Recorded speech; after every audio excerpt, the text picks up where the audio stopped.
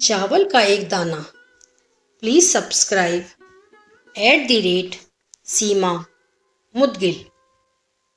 चावल का एक दाना। शोभित एक मेधावी छात्र था। उसने हाई स्कूल और इंटरमीडिएट की परीक्षा में पूरे जिले में टॉप किया था, पर इस सफलता के बावजूद उसके माता पिता उससे खुश नहीं थे। कारण था पढ़ाई को लेकर उसका घमंड और अपने बड़ों से तमीज से बात न करना। वह अक्सर ही लोगों से ऊंची आवाज में बात किया करता और अकारण ही उनका मजाक उड़ा देता। खैर, दिन बीतते गए और देखते देखते शोभित स्नातक भी हो गया। स्नातक होने के बाद नौकरी की खोज में निकला। प्रतियोगी परीक्षा पास करने के बावजूद उसका इंटरव्यू में चयन नहीं हो पाता था। शोभित को लगा था कि अच्छे अंक के दम पर उसे आसानी से नौकरी मिल जाएगी, पर ऐसा हो ना सका। काफी प्रयास के बाद भी वो सफल ना हो सका। हर बार उसका घमंड, बात करने का तरीका इंटरव्यू लेने वाले को अखर जाता और वो उसे ना कर देते। निरंतर मिल रही असफलता से शोभित हताश हो चुका था, पर अभी भी उसे समझ नहीं आ रहा था कि उसे अपना व्यवहार बदलने की आवश्यकता है। एक दिन रास्ते में शोभित की मुलाकात अपने स्कूल के प्रिय अध्यापक से हो गई। वह उन्हें बहुत मानता था और अध्यापक भी उससे बहुत स्नेह करते थे। शोभित ने अध्यापक को सारी बात बताई। चूंकि अध्यापक शोभित के व्यवहार से परिचित थे, तो उन्होंने कहा कि कल तुम मेरे घर आना, तब मैं तुम्हें इसका उपाय बताऊंगा। शोभित अगले दिन मास्टर साहब के घर गया। मास्टर साहब घर पर चावल पका रहे थे।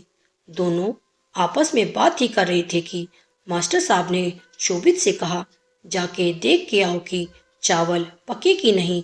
शोभित अंदर गया।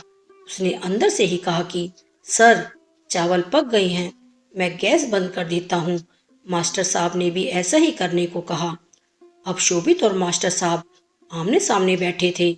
मास्टर साहब शोभित की तरफ मुस्कुराते हुए बोले, शोभित, तुमने कैसे पता लगाया कि चावल पक गए हैं? शोभित बोला, ये तो बहुत आसान था। मैंने चावल का एक दाना उठाया और उसे चेक किया कि वो पका है कि नहीं। वो पक चुका था, तो मतलब चावल पक चुके हैं। मास्टर जी गंभीर होते हुए बोले, यही तुम्हारे असफल होने का कारण है।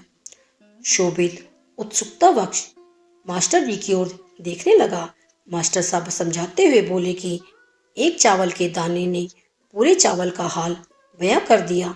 सिर्फ एक चावल का दाना काफी है ये बताने को कि अन्य चावल पके या नहीं।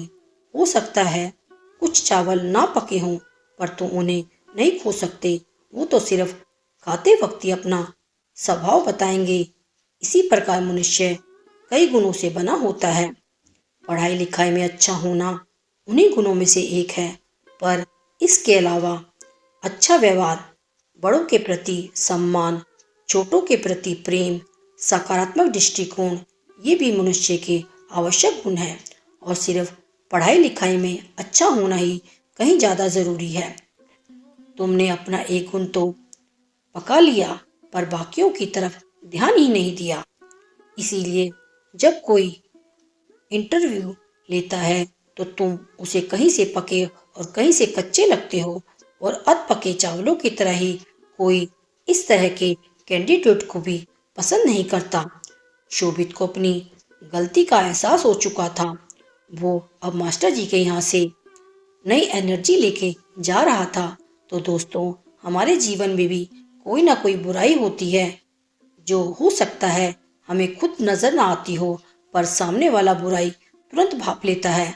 अतः हमें निरंतर यह प्रयास करना चाहिए कि हमारे गुणों से बना चावल का एक एक दाना अच्छी तरह से पका हो, ताकि कोई हमें कहीं से चखे उसे हमारे अंदर पका हुआ दाना ही मिले।